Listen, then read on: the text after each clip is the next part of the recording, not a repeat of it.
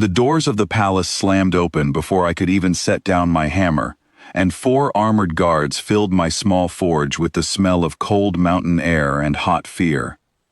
I did not ask questions. You do not ask questions when dragon soldiers arrive at your door in the middle of the night. You simply go where they tell you to go, and you hope you are still breathing by morning. They marched me up a mountain path lit by torches that never seemed to flicker, past gates carved from black stone, until we reached a chamber that smelled of ash and warm gold. I expected a throne room. I expected judgment. Instead, I found a nursery. Silk cushions lay shredded across the floor. Broken jewelry glittered among the wreckage like fallen stars, and curled in the center of all that destruction was a baby dragon, no bigger than a large dog, her scales the color of a dying ember. A voice like distant thunder spoke behind me. I turned to see the Queen Mother of the Dragons, her eyes older than my kingdom's oldest recorded history, watching me with an unreadable expression. Her name was Queen Yumra, and she did not waste time on pleasantries. "My daughter destroys everything given to her," she said. "Silver melts under her claws. Enchanted glass shatters. Even dragon bone splinters when she bites down. I am told your kind is resourceful. Prove it. Make something that survives her. Blacksmith, or you will not leave this mountain." I looked at the baby dragon. Her name, I would later learn, was Ember.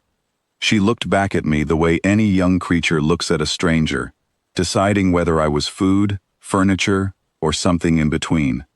Then she yawned, and a thin thread of blue flame slipped from her nostril, close enough to singe the edge of my beard. I did not sleep that night. I sat in the small room they gave me, staring at a pile of raw iron ore the guards had thrown at my feet, and I understood something terrible. No metal on this earth was strong enough to survive a dragon's curiosity. Strength was not the answer. Strength had already failed 100 times before me. So I stopped thinking about strength. Dragons, I realized, do not simply play. They test. Every bite, every scratch, every burst of flame is a question thrown at the world. How strong are you? Can you take my anger? Can you survive my joy? A hatchling like Ember was not destroying her toys out of cruelty. She was searching for something that could answer her. I decided to build her a question instead of an answer. I took the ore that had already failed me, brittle stuff full of flaws, the kind any smith would throw onto the scrap pile without a second thought. I heated it until it glowed orange, then folded it. I did not fold it to make it stronger. I folded it to teach it how to break on purpose, layer by layer, so that when it finally gave way, it would give way into something new, not into nothing at all. For 3 days, I worked without rest, ignoring the guards who watched me through the doorway with quiet suspicion. On the 3rd night, I finished. What I held in my hands was not beautiful. It was a dark iron ring, shaped like a coiled serpent swallowing its own tail, made of 6 separate bands locked together in a puzzle only a patient hand or a determined claw could solve. I brought it to the nursery the next morning, my heart pounding harder than any hammer strike. Queen Yumra watched from the shadows as I set the iron serpent down in front of her daughter. Ember sniffed it once, then she bit down. I braced myself for failure. Instead, one of the 6 bands sprang loose with a sharp metallic click and skittered across the floor. Ember froze, startled, then scrambled after it with a growl of pure excitement, as if she had just won a small battle. She pinned the loose piece with one claw, and a second band came free from the rest of the coil. By the time the sun had fully risen, Ember was surrounded by 6 separate iron rings, growling triumphantly at each one, as though she had personally defeated a small army. Queen Imra stepped closer, her enormous eyes fixed on her daughter's quiet, focused face. For the first time since I had arrived, the nursery was calm. No screaming, no flame, no wreckage. "It is not indestructible," I explained quickly, afraid the silence meant danger rather than approval. "It is meant to be broken. Every time she wins against one piece, the toy gives her another piece to win against. She cannot truly destroy it, because breaking it apart is the entire purpose. Queen Ymra said nothing for a long moment. She simply watched her daughter play, truly play, for the first time in weeks. 6 days, she finally murmured. 6 days of screaming that shook the mountain, and now this. What is your name, Blacksmith? I told her my name was Colin, son of a common smith from the lowland villages, and I braced myself for whatever judgment might follow. Instead, Queen Ymra simply nodded once, turned, and left the nursery without another word. I did not know if I had passed some test or merely delayed my punishment. I was given a small room in the mountain and told to wait. Days passed. I expected to be sent home, or worse, but instead, I was summoned back to the nursery again and again. Ember, it seemed, had grown attached not just to her puzzle ring, but to the strange human who had made it. Whenever I entered the chamber, she would abandon whatever she was doing and dart toward me, her small wings flapping with excitement she had not yet learned to control. One afternoon, while I sat repairing a loose hinge on one of the iron bands, a young dragon noble named Phelan entered the nursery uninvited. He was Ember's older cousin, sharp-eyed and unimpressed by anything that did not glitter with gold. "A human toy," he said, sneering at the dark iron rings scattered across the floor. "No wonder it looks so plain. Real treasures shine, Blacksmith. Your metal is worthless." I did not argue. I simply continued my work, tightening a bolt with careful precision. Ember, however, had other ideas. She scrambled between us, placed one small claw protectively over her puzzle ring, and let out a warning growl that echoed strangely loud for such a small creature. Phelan laughed, but he took a step back all the same.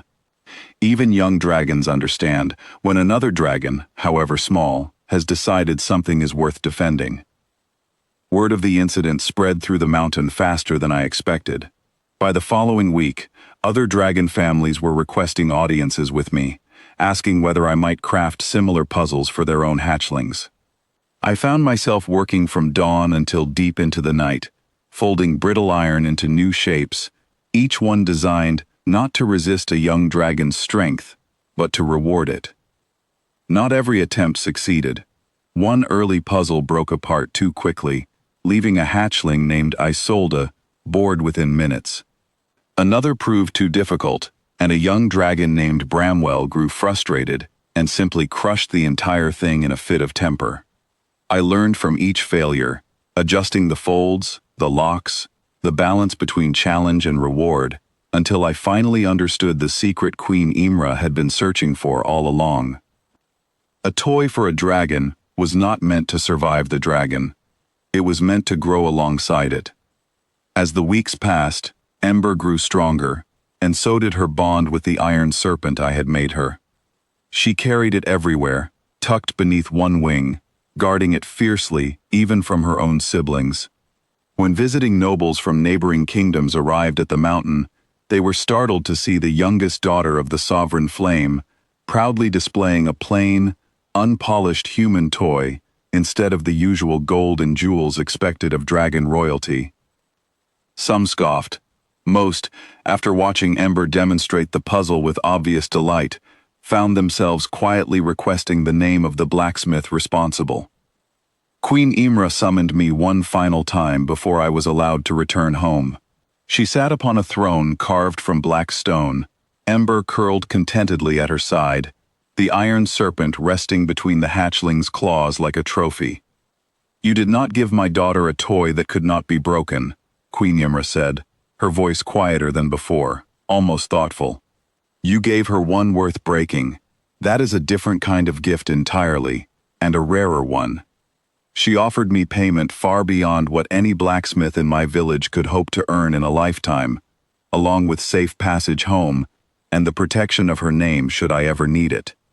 I accepted gratefully, still hardly believing I would leave that mountain alive, let alone wealthy and respected. Before I departed, Ember approached me one last time, her wings now slightly larger, her flame slightly steadier than the first day we met. She nudged the iron serpent toward me gently, as if offering to share it, then pulled it back just as quickly, unwilling to part with her prize after all. I laughed, and for a moment, even the ancient guards standing watch seemed to soften at the sight. Years later, I heard that the original iron serpent, my ugly, brittle, badly folded creation, had been placed within the royal vault of the Dragon Kingdom, resting alongside treasures far older and far more valuable in gold alone. Historians and craftsmen from distant lands traveled to study its design, trying to uncover the secret technique behind its famous folds, yet none of them ever truly understood. The secret was never in the metal itself. It was in choosing not to build something a dragon could never break, but something that finally gave her a reason to try, and something that rewarded her for trying, again and again, until trying itself became a kind of joy.